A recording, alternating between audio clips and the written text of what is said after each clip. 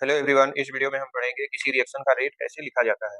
Exam में आपको कोई रिएक्शंस दिया रहेगा और कहा जाएगा कि उस रिएक्शंस का रेट आप रिएक्शन लिखिए। टू टाइप्स की रिएक्शंस होती हैं। कुछ रिएक्शंस ऐसी होती हैं जिसका स्टोइकियोमेट्रिक कोएफिशिएंट डिफरेंट होता है। फॉर एग्जांपल, इस रिएक्शंस में Hi से H2 और I2 बन रहा है। इस रिएक्शन में Hi का स्टोइकियोमेट्रिक कोएफिशिएंट 2 है, H2 का स्टोइकियोमेट्रिक कोएफिशिएंट 1 है, I2 का स्टोइकियोमेट्रिक कोएफिशिएंट 1 है। तो इस रिएक्शंस में स्टोइकियोमेट्रिक कोएफिशिएंट डिफरेंट है। जैसे कुछ रिएक्शंस ऐसी होंगी जिसका स्टोइकियोमेट्रिक कोएफिशिएंट सेम होगा। For example, Hg plus Cl2, इससे एक प्रोडक्ट बनेगा HgCl2। अब देखिए, इस रिएक्शंस का स्टोइकियोमेट्रिक कोएफिशिएंट सेम है। Hg का 1 है, Cl2 का भी 1 है, HgCl2 का भी 1 है। तो इस रिएक्शन का स्टोइकियोमेट्रिक कोएफिशिएंट सेम है। आइए हम 2Hi से hydrogen gas plus iodine gas बन रहा है, इस रिएक्शन का रेट ऑफ रिएक्शन लिखते हैं। तो rate of reaction ROR equal to होगा, रिएक्टेंट का रेट ऑफ रिएक्शन हम क्या लिखते हैं, माइनस में लिखते हैं, minus change in concentration of Hi upon delta T. और इसका स्टोइकियोमेट्रिक कोएफिशिएंट 2 है, इसका स्टोइकियोमेट्रिक कोएफिशिएंट क्या है, 2 है। तो यहाँ रेट लिखेंगे 1/2। ऐसा इसलिए करते हैं कि सभी रिएक्टेंट या प्रोडक्ट का रेट सेम हो, इसलिए हम यहाँ पे 1/2 कर दिए। इक्वल टू, ये दोनों क्या है, प्रोडक्ट हैं, तो प्रोडक्ट का रेट ऑफ रिएक्शन कैसे लिखते हैं, पॉजिटिव में। तो plus change in concentration of H2 upon delta T equal two plus change in concentration of I2 upon delta T. तो ये हो गया इस रिएक्शन का rate of reactions. Next reactions देखते हैं। जैसे ऐसी रिएक्शन जिसका स्टोइकियोमेट्रिक कोएफिशिएंट क्या हो, सेम हो। फॉर एग्जांपल, अभी हमने देखा था एक रिएक्शन थी Hg प्लस Cl2, इससे बना था HgCl2। इस रिएक्शन का रेट ऑफ रिएक्शन हो जाएगा ROR इक्वल टू माइनस, देखिए इसका स्टोइकियोमेट्रिक कोएफिशिएंट 1 है, तो क्या लिखेंगे, 1/1 change in concentration of Hg upon delta T equal to, इसका स्टोइकियोमेट्रिक, क्लोरीन का स्टोइकियोमेट्रिक कोएफिशिएंट क्या है, 1 है, तो minus 1/1 change in concentration of Cl2 upon delta T equal to, ये क्या है, प्रोडक्ट है, तो इसका जो है रेट ऑफ रिएक्शन हो जाएगा प्लस, इसका स्टोइकियोमेट्रिक ऑप्शन क्या है, 1 है, तो 1/1 change in concentration of HgCl2 upon delta T. इस तरह से हम किसी रिएक्शंस का रेट ऑफ रिएक्शंस लिखते हैं। इसमें आपको बस ध्यान देना है कि जो स्टोइकियोमेट्रिक कोएफिशिएंट होता है, जैसे इसका स्टोइकियोमेट्रिक कोएफिशिएंट 2 था, इसका 2 था, तो इसको हमने क्या किया, जैसे इसका स्टोइकियोमेट्रिक कोएफिशिएंट 2 था, तो हमने यहाँ पे 1/2 कर दिया।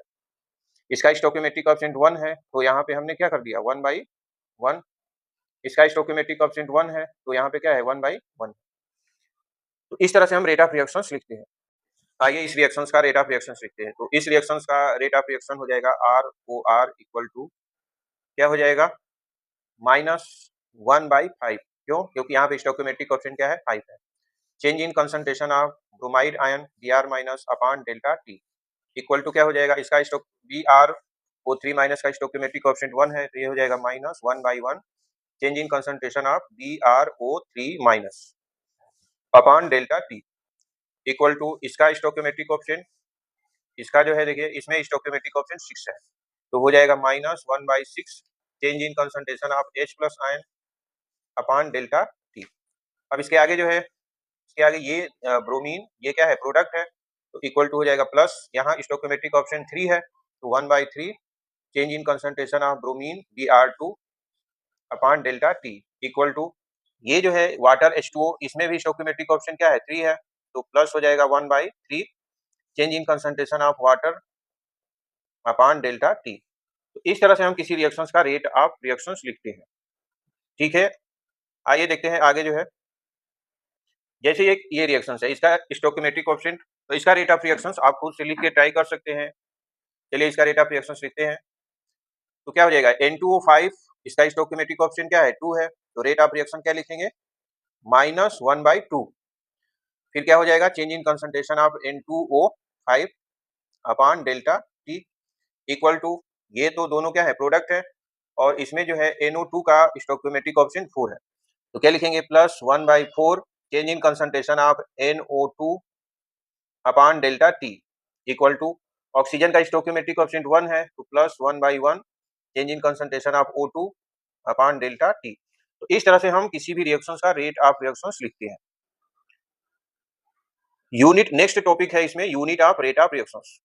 रेट ऑफ रिएक्शंस की यूनिट क्या होगी, तो unit of rate of reaction, जैसे आप जानते हैं कोई रिएक्टेंट कन्वर्ट हो रहा है प्रोडक्ट, तो रेट ऑफ रिएक्शन क्या होता है, minus change in concentration of reactant upon delta T, equal to क्या होता है, plus change in concentration of product upon delta T. तो हमको निकालना है unit of rate of reaction.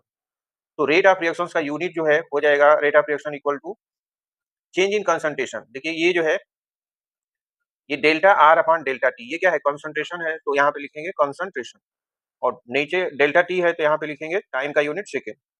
अब कंसंट्रेशन का यूनिट होता है मोल पर लीटर, क्या होता है, मोल पर लीटर, और नीचे क्या है, सेकेंड है।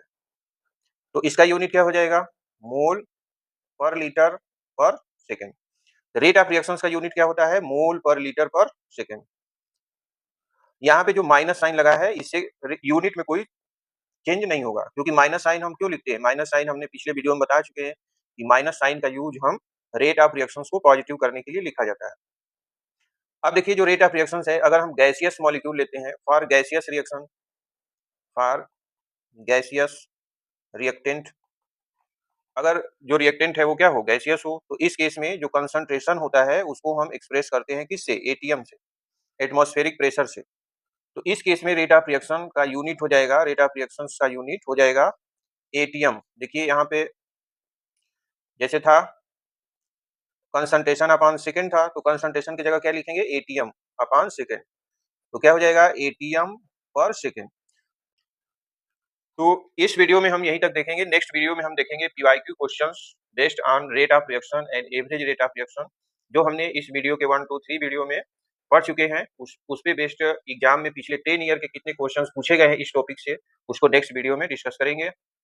आई होप आपको समझ में आ गया होगा। तो आगे जो है, thank you, like share and subscribe our YouTube channel chemistry with Brijesh sir. अगर आपको ये वीडियो पसंद आ रहा है तो लाइक शेयर सब्सक्राइब जरूर करें। Thank you.